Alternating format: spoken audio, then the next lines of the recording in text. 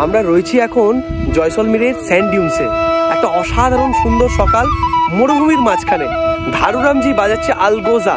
শুনুন কি অপরূপ মিষ্টি আওয়াজ।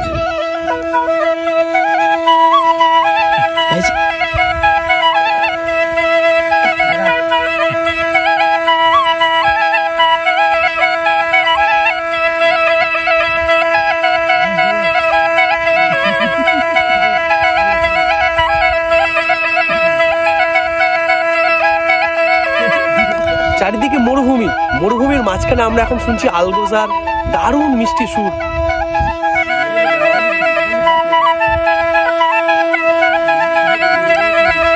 का नाम बोला आपने अलगोजा?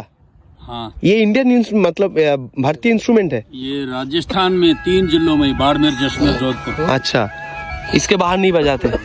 और आप कितने साल से ये बजा रहा है? हम बचपन से बजा। আরে बढ़िया। এর নাম হচ্ছে আলগোজা। দুটো হয়, দুটো একসঙ্গে বাজাতে হয়, আলাদা আলাদা নয়। কি মধুর, बहुत ही मतलब मीठी आवाज है इनका। আর এই হলো মরুভূমির জাহাজ।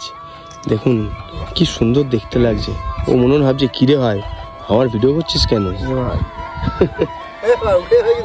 খেয়ে নেবে কিন্তু, এটা কিন্তু খুব ফেরোসাস হয়। এবং মরুভূমির জাহাজ, সেই উট মারাত্মক জোরে দৌড়ে, মারাত্মক।